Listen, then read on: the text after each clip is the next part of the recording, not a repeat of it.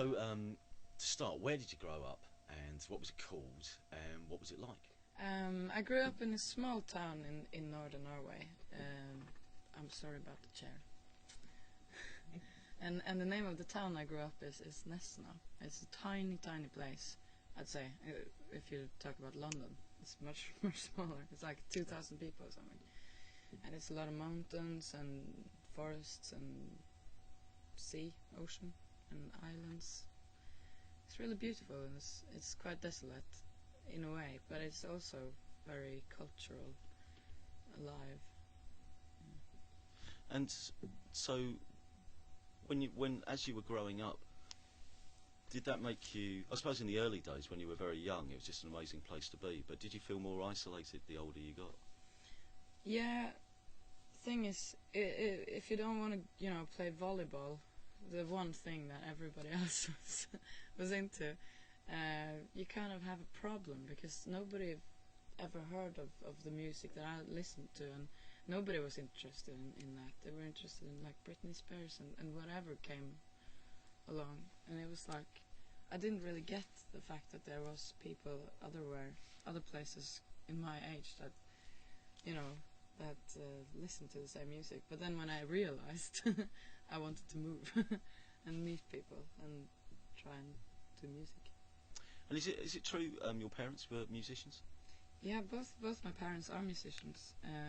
They haven't really lived of it. My dad is a music teacher now, but he's been doing loads of things like fishing and carpenting, and my mom is a teacher as well, and they're both very musical. I was mostly influenced by the music my dad was listening to, which was like Stevie Wonder, old soul, and he wasn't really rock and roll. He's never been into rock music, but we got this family doctor whose name is Ilkka Haiskan, and he's from Finland, and he had the hugest record collection, like thousands of records, and I used to babysit his kids. So when I babysit them, I got home with like 20 records or something, and I never turned them back. And it was like Janis Joplin and Jimi Hendrix and all these things I've never heard before. And it was just explosion after explosion after explosion in my life. It was like, wow. So it's the doctor then. It's the doctor who's responsible for a lot of your musical upbringing. Yeah. That's brilliant. What was in terms of a first rock and roll hero or music hero? Someone you wanted to be? Janis Joplin. I love Janis Joplin. She's dead, of course. I mean, she kind of just let it all out there in this much period of time, and now she's gone. So what was it particularly about her songs that you liked? I've never heard a woman sing like that before. I've never heard anyone sing like that before. It's like she goes beyond anything, beyond control, beyond. She just is all out there, and it's vulgar. It's very vulgar, and it's very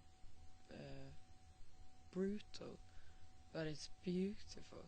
I love it. It's yeah. So, age 14, what do you like as a person? I guess I was very shy when I was 14. I was just sitting in my room, really, playing guitar, listening to music and writing songs, and doing all this nature things. Yeah, rollerblading and climbing mountains and stuff like that. Well, at least you were fit and healthy. I was very fit, very healthy, very shy. But you moved around quite a lot when you were young. Where did you move to? When I was 16, I moved to a place in the southwest coast of Norway called Bergen. It's the second biggest city in Norway, and it's a very cultural city because it rains all the time, so people just stay in and try and make the best out of things. So it comes a lot of good music from Bergen, and I think it's because of the rain. It doesn't make people depressed, it just makes people get together more often and stuff. So it's a very tight environment. I don't know, like very cool place. And was that where you started getting excited creatively? Yeah, absolutely. When I moved to Bergen, and I went to this music college and a bit outside of there, and I started to hang out with people my age who played guitar and played drums and stuff. That was really, really cool. And I decided I wanted to make a record because people have done that before, and I wanted to see if I could do it.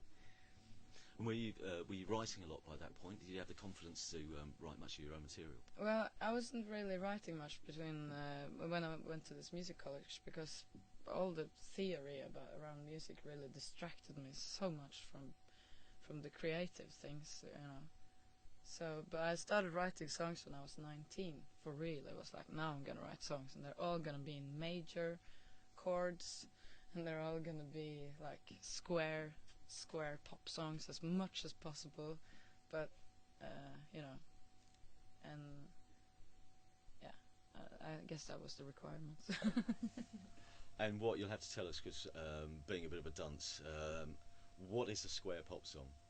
It is verse, chorus, verse, chorus, bridge, chorus, isn't it? And so, how long were you in Bergen, and what did you do after that? Bergen. I feel like I'm 100 years old now. Can't really remember. No, that's me. I'm the one who's 100 years old. Bergen. Yeah, I stayed in Bergen. I lived in this rotten apartment, like a collective. There were 6 people living there, all artists or students or musicians or different kinds of people, and it was always someone sleeping on the couch, and there was only single windows. I'm sorry, this is not really important, but it was quite fancy because we had to wear like winter clothes inside when we were inside in the winter because it was so cold. And I just wrote music and songs about my friends and me and things. So the end of that relationship, was that something which had that been a distraction or something, or you just thought, no, now's the time, I really want to go and do this, I want to sort of prove I can do this, I'm going to go to Stockholm, I'm going to get a band, and I'm going to stop messing around? Yeah, I guess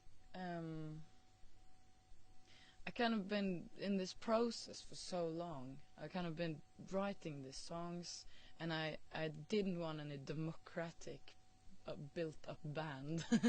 I wanted to be the one, what do we call it, despot, like Stalin or something like that, and just basically know best myself and kill anyone who comes near me. No. But anyway, what were we talking about? So was it scary moving to Stockholm? Did you know anybody there? Did you arrive No, with like a single case and nowhere to I go? didn't know anybody. I didn't know anyone. I actually did not know anyone, and that was scary. So I started playing this small clubs, just me and guitar and bass, and basically tried to sneak into the Stockholm's underworld. And the first gig I played, I met this drummer, Ulla, which is the drummer in my band now, and because he was looking for a band to play with, and I was like, yeah, I'm kind of gonna get a band now. So and then we started looking for a bass player. He was we got him from this model agency. He turned out a brilliant bass player. And so one day when we were rehearsing in our room, we rehearsed in the subway station, kind of like, and we didn't have any guitarists, but somebody was sleeping behind the amps, and that was Stefan. And he was like, can you play guitar? We need a guitarist. And he was like, yeah. So he picked up the guitar and it sounded really good. So now we're here. That is just the best story I've ever heard about a band getting together. When you say rehearsing in a subway station, what Yeah. was it? What was it like? Tell us about having to go and rehearse.